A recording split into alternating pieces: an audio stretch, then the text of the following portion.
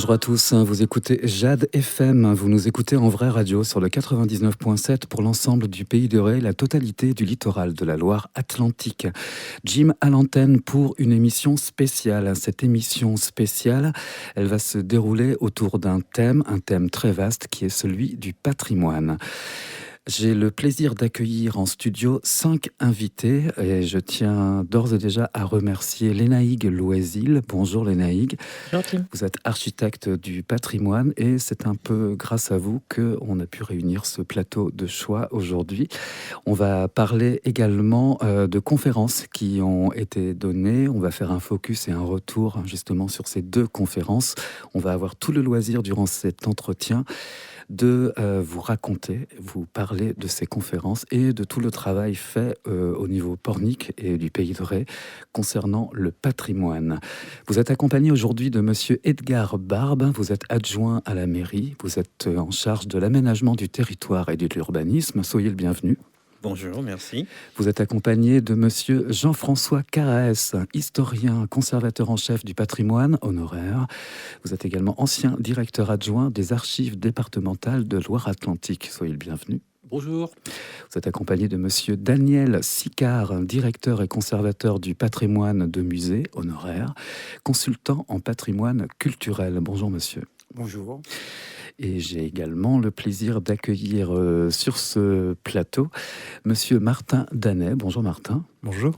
Vous êtes également attaché au service patrimoine de la mairie de Pornic. Et on est très heureux de vous avoir tous les 5 autour de ce plateau. Pornic, ville médiévale et bourg castral.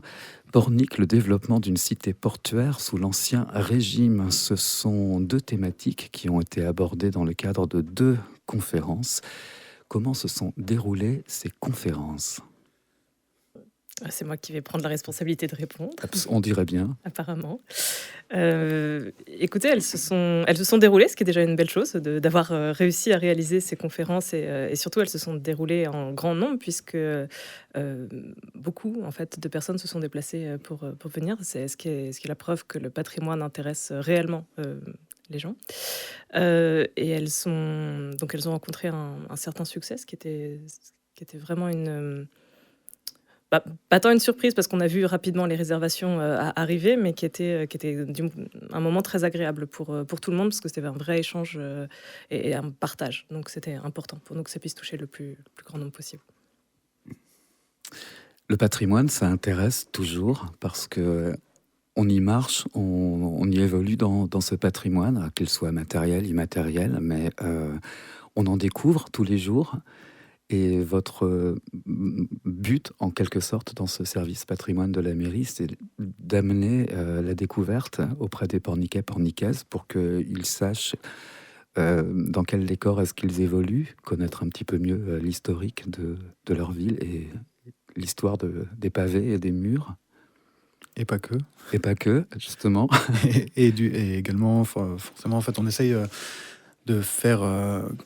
que les habitants puissent s'approprier, apprivoiser aussi le patrimoine de tout type et dont le paysage et tous les autres éléments dont on peut parler de manière moins importante et qu'on a essayé d'aborder dans le cadre de ces conférences, à savoir l'histoire des parcs et jardins, toutes ces choses-là dans le cadre des conférences. Monsieur Barbe, Edgar Barbe, vous êtes donc responsable au niveau municipal de l'aménagement du territoire et de l'urbanisme. Vous marchez main dans la main avec ce service ? Alors, lorsqu'on est élu, on porte surtout un message politique. Parler patrimoine au niveau de Pornic, pour un élu, il faut d'abord convaincre toute l'équipe municipale que le patrimoine est essentiel pour la ville. C'est dans un premier temps vécu comme une contrainte, parce que quand on parle patrimoine, les citoyens s'imaginent de suite qu'ils vont avoir des contraintes d'urbanisme, financières. Donc il faut arriver à expliquer que le patrimoine, c'est la seule possibilité de transmettre l'histoire d'une ville. On ne peut pas parler pour nos enfants, mais il faut parler pour les générations futures. Le patrimoine bâti, ça sera ce qui restera de notre histoire. On est quand même dans une période naturellement où l'effacement, là où ça va très vite, et il fallait trouver le moyen de convaincre cette équipe municipale que c'était un vecteur essentiel de notre vie politique. Bon, le maire a accepté et a bien voulu créer un service patrimoine. Donc aujourd'hui, notre service patrimoine a été créé au début de ce mandat, en 2020, et évidemment on travaille main dans la main parce que les gens qui sont dans le patrimoine ont besoin des élus, savoir s'ils sont bien, parce que c'est quand même c'est pas évident de créer un service patrimoine et de faire prendre des décisions, parce qu'un service patrimoine, c'est avant tout des contraintes. Il faut bien. Et c'est assez rare également qu'une municipalité possède un service patrimoine. Oui. Ça, c'était une volonté des élus et du maire en particulier. Donc aujourd'hui, le service patrimoine est bien ancré dans sa fonction. Les citoyens ont bien compris la nécessité de l'avoir, puisque chaque fois qu'il y a une réunion où le patrimoine est mis en avant, il y a beaucoup de monde. On a vu les deux premières sessions qui ont été faites. Moi, j'ai déjà des gens qui nous disent bon, ben, on sera là en septembre pour la 3e. Donc c'est quand même quelque chose pour nous d'essentiel et de réconfortant. Dans cette émission spéciale, on va également parler du PVAP. C'est le plan de valorisation de l'architecture et du patrimoine. On va revenir, si vous voulez bien, à ces deux conférences qui se sont déroulées. Là, je me tourne vers les deux historiens, conférenciers historiens, messieurs Caraès et messieurs Sicard. C'est vous-même qui avez animé ces conférences? Alors non, je dois rendre hommage à Lénaï qui est en face de moi, puisque c'est elle qui est la maître d'œuvre de ces conférences. Il s'agissait de restituer, au cours de ces deux séances, le travail en commun que l'on a effectué dans le cadre du PVAP, donc, que vous avez évoqué. Donc on est intervenu évidemment en cours de séance pour apporter quelques points de détail en complément de ce qui était exposé, mais tout ça est le travail de réflexion et d'échange que l'on a mené au cours des mois qui ont précédé. Monsieur Sicard? Oui, en complément, bien sûr, c'est d'apporter des éléments de la matière, des bases de données et des références historiques qui puissent être réappropriées, bien sûr, par le service du patrimoine, mais également transmis par la suite pour la population. Car n'oublions pas, avant tout, qu'on soit élu, qu'on soit technicien ou, je veux dire, intervenant extérieur, nous travaillons là tous à différents niveaux pour, bien sûr, le bien collectif, c'est-à-dire une reconnaissance et une restitution, une reconnaissance de ce patrimoine qui n'était pas toujours très visible. Le balnéaire est plus visible parce qu'on aperçoit des villas encore. Mais celui du Moyen-Âge, en tout cas, celui du XVIIe, il nous semble complètement invisible alors que nous marchons dedans. Il est souvent caché, d'ailleurs. Oui, c'est difficile à interpréter, d'où ce travail essentiel de la réinterprétation à partir des sources, des archives, et aussi, bien sûr, dans la suite, réintervenir sur certains édifices pour leur donner tout leur savoir, toute leur authenticité qu'elles ont parfois perdue sur une période très ancienne, par exemple. Donc c'est un enjeu sociétal et je dirais même sur plusieurs générations à venir. Le PVAP, donc là, le plan de valorisation de l'architecture et du patrimoine. Il y a un groupe de travail qui constitue ce PVAP. Comment est-ce que concrètement ça se déroule, bien entendu, en totale synergie avec le service patrimoine? Alors, c'est un groupe de travail qu'on a constitué pour établir la plus complète connaissance qu'on pouvait apporter pour tout le travail qui va découler, qui est un travail réglementaire. Parce que le plan de valorisation de l'architecture et du patrimoine, le PVAP, c'est l'outil de gestion du site patrimonial remarquable. En fait, ce sont les prescriptions réglementaires qui vont servir à protéger le patrimoine, le préserver et le mettre en valeur. Mais pour pouvoir le faire, pour pouvoir préserver et mettre en valeur, encore faut-il connaître. Et c'était vraiment dans cette démarche-là qu'on s'est inscrit, essayer d'avoir la plus grande connaissance, la plus complète possible, pour que le règlement puisse être le plus adapté, en fait. Et donc, pour le faire, il nous semblait impensable de rester tout seul dans notre coin. Il fallait mobiliser un petit peu les forces vives, les personnes sachantes qui avaient déjà travaillé dessus et qui ont déjà une connaissance. Et l'idée était justement de ne pas rester dans notre coin, mais au contraire, aller chercher vraiment là où était la connaissance pour pouvoir travailler tous ensemble à faire émerger justement cette connaissance, se mettre d'accord parfois, à discuter sur des théories qu'on pouvait avoir, des hypothèses qu'on pouvait poser ou non, d'autres auxquelles on a renoncé aussi, et vraiment discuter tous ensemble pour avoir ce berceau commun de connaissances qui va en fait servir de socle pour tout le travail réglementaire. Donc c'était vraiment dans cet esprit-là qu'on a demandé à Monsieur Sicard, Monsieur Caraès et Monsieur Pierlet, qui est absent aujourd'hui, mais qui est un membre du groupe de travail, en plus du service patrimoine, de travailler ensemble à ce socle de connaissances. Et on est très heureux et on les remercie qu'ils aient accepté de venir avec nous s'embarquer dans cette aventure pour travailler tous ensemble. Une question que j'ai l'habitude de poser lorsque je reçois dans ce plateau très régulièrement des conférenciers, des conférencières. Concrètement, il y a toujours un échange avec le public qui vient assister à ces conférences. Il y a des questions qui sont soulevées, on s'attarde, on revient sur des points qu'on a présentés en conférence.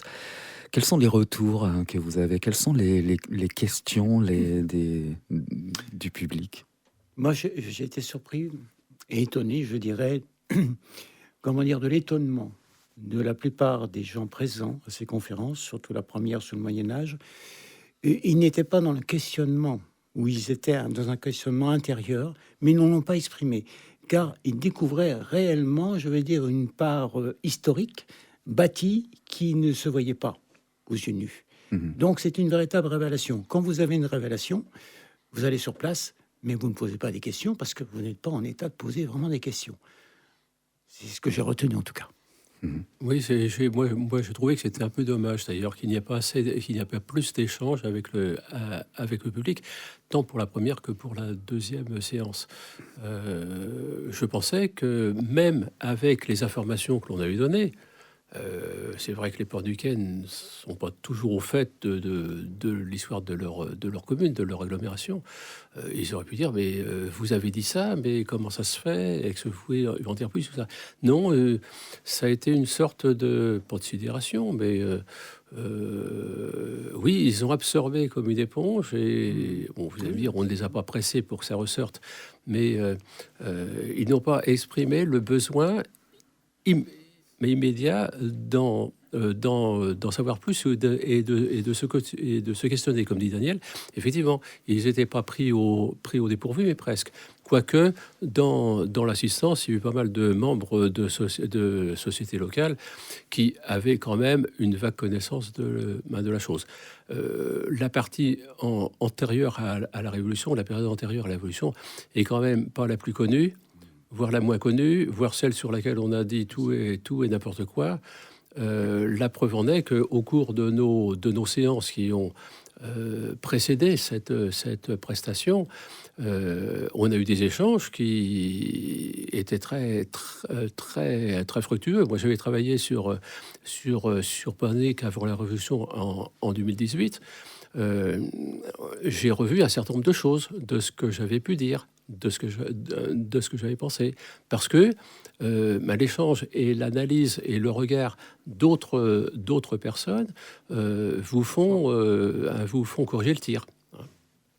Mais finalement, dans ce domaine de l'histoire d'une manière très, très générique et très vague, on en apprend toujours. Ce sont des connaissances en sans cesse évolution, sans parler d'archéologie, mais quelque part, on en découvre toujours, ne serait-ce que par ce que vous venez de nous confier, par des échanges, par d'autres idées, d'autres visions peut-être. Alors, on en découvre toujours. De toute façon, on ne sait rien de Pornic. Alors, c'est bien simple, ou on n'en sait pas grand-chose. Donc, on analyse le peu d'archives que l'on a, c'est un peu ce que j'ai fait, où on regarde un peu plus loin, c'est ce que l'ANEC a fait, ou ce que Martin a fait en ce qui concerne les espaces libres ou végétalisés. Mais c'est là le croisement de ces compétences, de ces regards qui fait en sorte qu'on en apprend plus.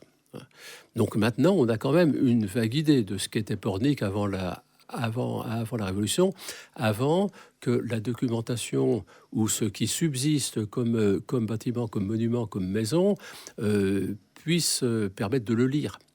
Mais le rôle que l'on a eu, c'était de donner des clés de lecture aux Porniquais qui peuvent se balader dans les rues sans savoir où ils se baladent, de les faire lever le nez, de les faire interpréter ce qu'ils voient et qui, quelquefois, est assez rude, parce qu'il y a eu des enduits, il y a eu des modifications, il y a des lucarnes qui ont disparu, enfin, etc. On l'avait évoqué, ça, justement, de permettre, en quelque sorte, aux Pornicains, Pornicaises de lever un peu les yeux et de regarder, certainement, de découvrir d'une manière différente des endroits qu'ils ont l'habitude d'arpenter peut-être tous les jours. Une question collégiale, si vous voulez bien, chacun votre tour. Qu'est-ce qui vous a le plus surpris dans ces découvertes patrimoniales, d'une manière très générale, à titre individuel, Léna Higues? Moi, c'est quand j'ai commencé à regarder de plus près justement les plans et que j'ai commencé à tracer des éléments. Monsieur Carès parlait de revenir sur certaines idées. J'avais regardé déjà les plans et je m'étais fait une petite idée de ce que je pensais d'être la forme de la ville. Et vraiment, en commençant à tracer et à faire une analyse extrêmement précise, c'est la régularité du plan que l'on suppose être médiéval et de la façon dont la ville a été conçue, avec des îlots qui sont extrêmement réguliers et un plan qui est tracé vraiment presque au cordeau, hein, ce qui est d'avoir vraiment un plan. Alors, je suis pas si surprise parce que, enfin, on a cet imaginaire du médiéval avec les ruelles tortueuses, etc. Alors que non, on sait très bien qu'on savait parfaitement dessiner des villes à l'époque et qu'elles ne sont pas toutes le fruit d'une urbanisation spontanée, loin de là. Mais le fait de redécouvrir et de revoir ce plan et de tracer justement des îlots très réguliers et des choses comme ça a été une belle découverte. J'étais ravie de la partager et puis et ça m'a fait changer de regard aussi sur la ville. Donc c'était très intéressant. Martin Danet. Moi, je pense que, étant paysagiste concepteur, j'ai pas un profil d'historien j'ai pas eu l'habitude précédemment d'avoir ce travail de recherche. Et je pense que c'est ces échanges, cette relation avec les historiens, avec les naïcs sur la recherche, sur l'histoire de la ville et de pouvoir aller plus loin dans cette connaissance du patrimoine paysager, architectural, etc., de pouvoir confronter les différentes idées qui m'a vraiment apporté au service de la ville. Tout comme un historien qui regarde ou qui certainement différemment un bâtiment, un édifice et qui peut imaginer à quoi est-ce qu'il pouvait ressembler avant, vous, dans votre domaine de paysagiste, est-ce qu'on fait la même chose également ? Moi, c'est vrai que j'ai remarqué quand je me promène à Pornic, j'ai plutôt la tête en hauteur plutôt que la tête vers l'horizon. C'est vrai que j'ai souvent tendance à regarder les arbres et à savoir observer, analyser leur état, etc. Mais là, l'autre démarche qu'il y a eu dans ce groupe de travail, c'est vraiment aussi l'histoire des jardins, qui est quand même très peu abordée dans beaucoup de domaines patrimoniaux et qui est quand même un sujet extrêmement important et qui me semble important aussi pour les Porniquais de connaître, puisque c'est aussi une histoire particulière à Pornic et aux villes balnéaires, mais principalement aussi à Pornic, où on a une histoire spécifique par rapport à ça, qu'il est important de connaître. Monsieur Barbe, Edgar Barbe. Alors, moi, je croyais que ça allait être plus facile que ça. Je croyais qu'on allait réussir à trouver des origines fortes d'une période qui est située entre le 10e et le 12e, 13e, 14e siècle. Et en fait, on se rend compte que le patrimoine, c'est une recherche permanente. Et c'est un peu ce qui a perdu les Porniquais. Hein. Je reviens sur ce que disaient Daniel Sicard et M. Carrez. Les Porniquais s'attendaient, parce que moi j'ai eu beaucoup de retours de ces réunions-là, et les gens étaient aussi persuadés, parce qu'on parlait d'un château, dont ça veut dire une ville plus ou moins militaire à un moment donné, des rues des Douves, donc il y avait forcément des fortifications. Et au fur et à mesure où on approfondit le sujet, on arrive sur des interrogations. Alors à tel point qu'on ne sait plus s'il y avait de véritables douves. Donc ça, c'est un peu la faute de M. Carès qui nous renvoie toujours à un questionnement, et c'est ce qu'il faut faire quand on fait du patrimoine. Mais moi, je pensais que ça allait être plus facile et qu'on allait rapidement fixer la période de Pornic et pouvoir l'optimiser et pouvoir redonner aux Porniquais une histoire qu'ils allaient s'approprier facilement. C'est pas simple. Monsieur Sicard, Daniel Sicard, votre peut-être plus bel étonnement ou découverte ou tout d'un coup. C'est plutôt, ça serait plutôt une confortation de ce que je ressentais par rapport à d'autres sites balnéaires sur la côte, sur le littoral, c'est qu'il y a effectivement ici une forte emprise dès la création des premières villas, des premières propriétés, de parcs, de végétaux, etc. Ce qui n'est pas le cas dans bien d'autres stations balnéaires qui sont restées, qui étaient très minérales et qui sont restées très minérales par le temps. Là, nous avons aussi cet héritage, comme dit notre ami, d'espaces boisés qui servent d'écrin, si vous voulez, bien plus qu'une certaine architecture des villas. On est dans un espace de verdure et qui a été préservé et prolongé à travers le temps. Ça, c'est un héritage aussi. Et j'ai eu des réactions, en tout cas même en dehors de cette conférence, sur cet aspect-là, qu'on a abordé déjà et qu'on va continuer d'aborder. Donc pour moi, c'est très important, parce que c'est vrai que imaginer Pornic, station balnéaire, sans tous ces espaces végétalisés, ces arbres, ça serait totalement autre chose. Monsieur Carrès. Quelqu'un autour de la table a parlé de questionnement. Eh bien, et oui, c'est exactement ça. Qu'il se lève. Qu'il se lève. Mais on sait qui c'est, Monsieur Barbe. Là. Eh bien, oui, non, mais il a tout à fait raison. Quand on fait de l'histoire, il faut toujours se poser des questions. Et même lorsqu'on a publié, bon, j'ai commis un article en 2019 à la suite du congrès de 2018, il y a encore des questions que je me pose ou des nouvelles questions que je me pose. Donc je remets la planche et puis je recommence. Bon. Ou je continue. Mais finalement, la grande question qui se pose, c'est celle de la chronologie. Comment enchaîner les différentes époques de la construction ou de l'évolution de la ville? On a parlé d'une ville qui est dessinée, qui est régulière. À quelle époque? Et jusqu'à quand? Et comment est-ce que ça a changé? Donc ça fait partie des questions qui sont sur la table, qu'on essaiera non pas de résoudre, mais auxquelles on essaiera de donner des éléments de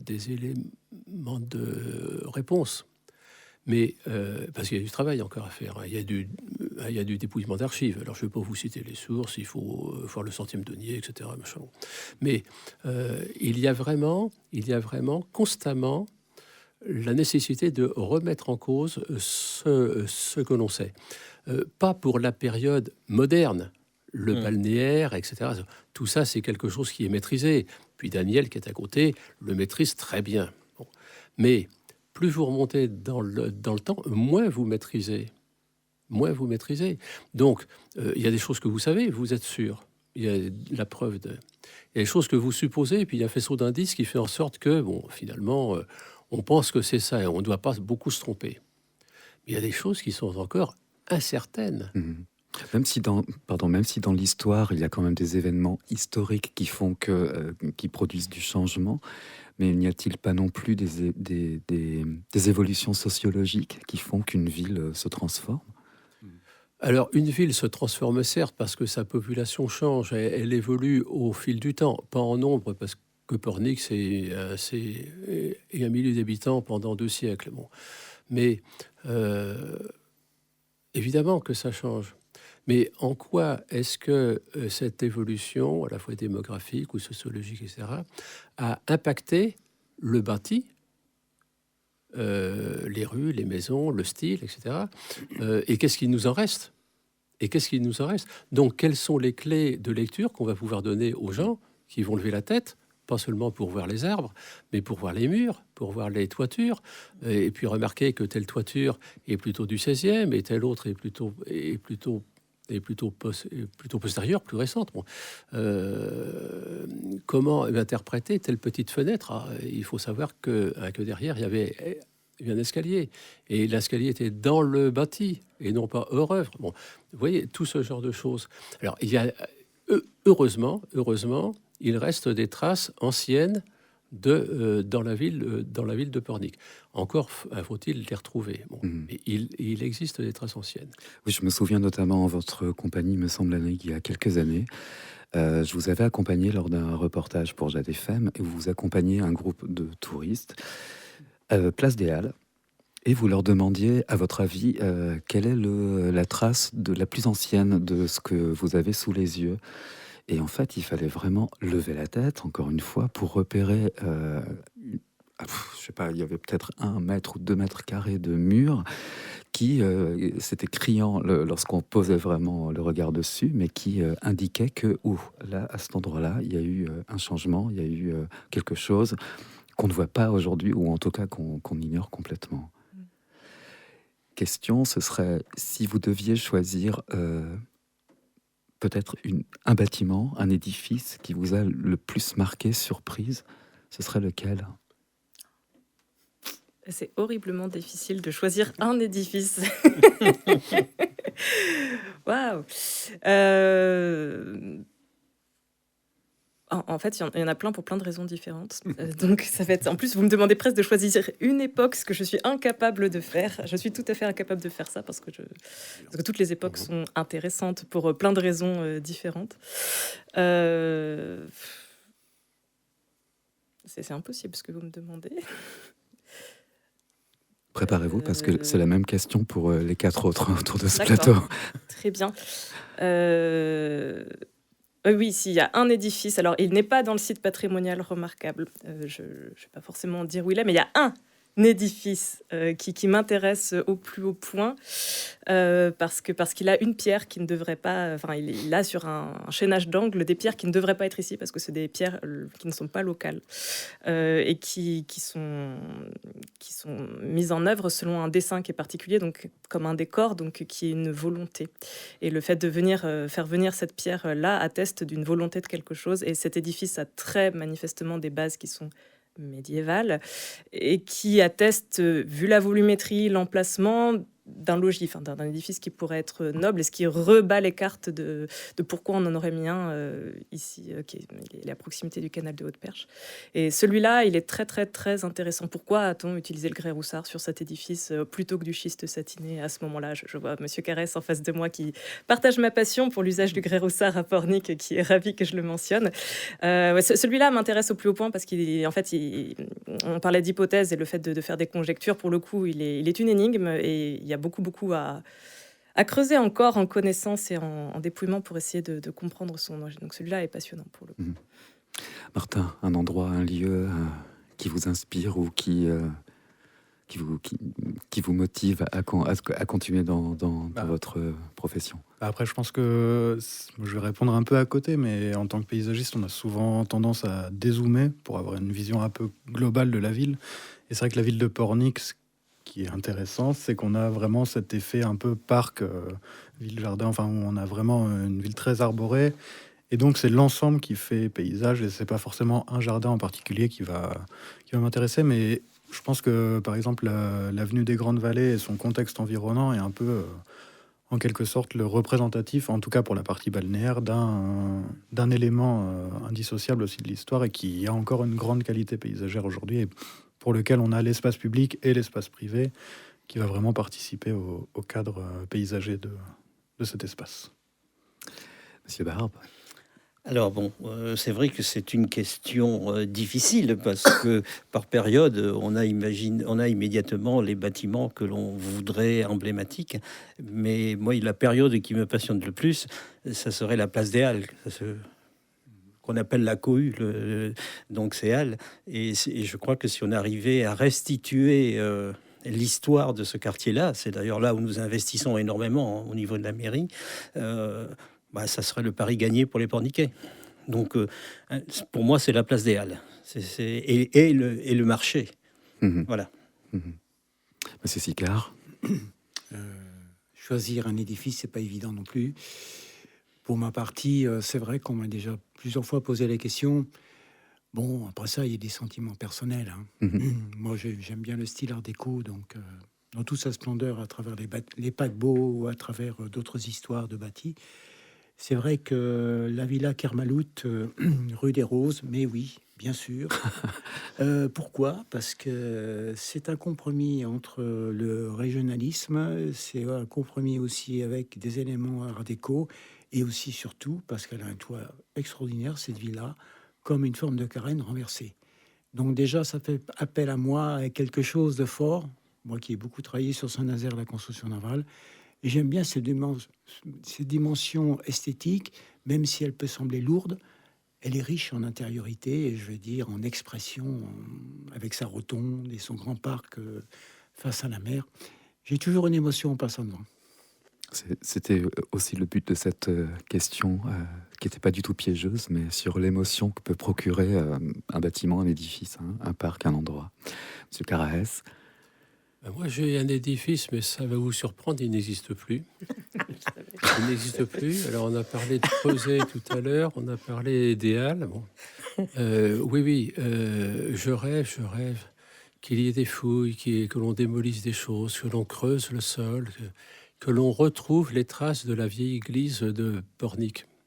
Car la vieille église de Pornic, c'est pas Saint-Gilles actuel, c'est même pas le site de Saint-Gilles, c'est la vieille église qui se trouvait autour de la chapelle de Recouvrance, qui n'existe même plus d'ailleurs, dont on a encore les vestiges du mur de clôture du cimetière dans l'hôtel Saint-Gilles. C'est ça l'hôtel Saint-Gilles? Mais je rêve de creuser le sol pour retrouver son emplacement. Parce que ça me turlupine, c'est une question, même si j'ai des idées sur la question. Il faut savoir que l'emplacement de cette première église dans la ville, c'est important. Il y a l'importance de la cohue, qui est à la fois la halle et l'auditoire de justice. Mais une église paroissiale, même si c'est pas la paroisse mère, c'est un truc qui est fondamental. Donc si un jour on localise parfaitement la chose, je mets un cierge à la bonne Vierge. C'est noté. Hein. Donc il faut faire des trous, Monsieur Berbe. On en fera. Il faut faire des Le trous. moment venu. Non, il faut Mais que... il va y en avoir, puisque de toute façon, Voilà. avec la rénovation de la Louisiane, il est bien prévu qu'il les fouille, Léna, que je ne me trompe pas. Alors, pas dans le cadre de la restauration du clos et couvert de l'ancien établissement des bains de mer. En revanche, il a été demandé au service régional d'archéologie, dans le cas d'un projet sur la place de la Terrasse, si il y aurait des fouilles, et ils nous ont répondu par la positive. Donc on est dans une démarche où justement on est en train de lancer cette question de diagnostic archéologique. Vous voilà rassuré, Monsieur Garès. Excellent. Moi, non, mais parce que on parle de restituer la ville, son image à différentes époques. Il faut savoir qu'il y a aussi des choses qui sont dessous.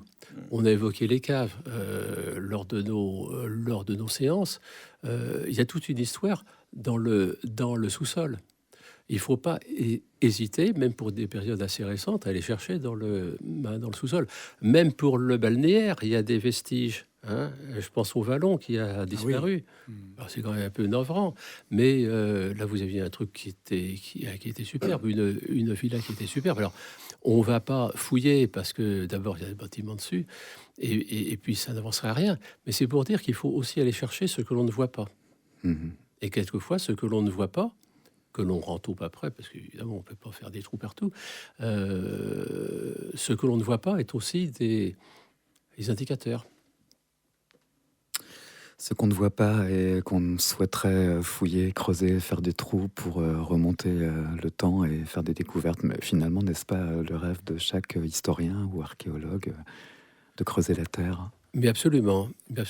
Alors là aussi, on est hors du périmètre, mais c'est pareil, ça fait des années que je dis, il serait intéressant de creuser le parking de Sainte-Marie, celui qui est au nord de l'église, pour retrouver les substructions de l'ancienne abbaye. Parce que vous savez que les toilettes publiques sont à l'emplacement de la salle capitulaire. Donc, vous voyez, ça surprend déjà. Alors, si déjà on grattait le sol, on pourrait peut-être retrouver les bases des murs. Donc, dire, j'ai raison, ou je n'ai pas raison. Vous voyez, bon. Donc, je rêve de ça. Mais ça finira peut-être par se faire. Très bien, dit-il en regardant le service patrimoine droit Et dans les yeux. et qui opine. Et qui opine. Ah oui. Et oui, parce que c'est également prévu. Voilà. Merci beaucoup. En tout cas, vous cinq, on pourrait parler des heures. Merci de votre présence et de ce très beau sujet concernant le patrimoine, les recherches, les questionnements, les découvertes, pour finir par la connaissance qu'on peut obtenir dans notre ville. Un peu tout, chaque jour.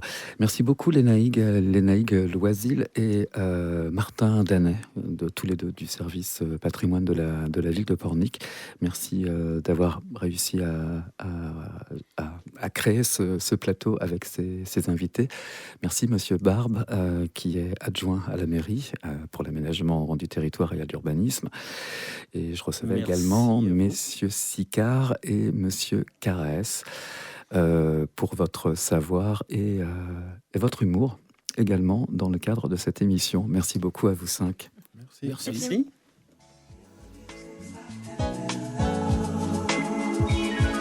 Jade Rencontre, c'est tous les jours à 13h et 19h.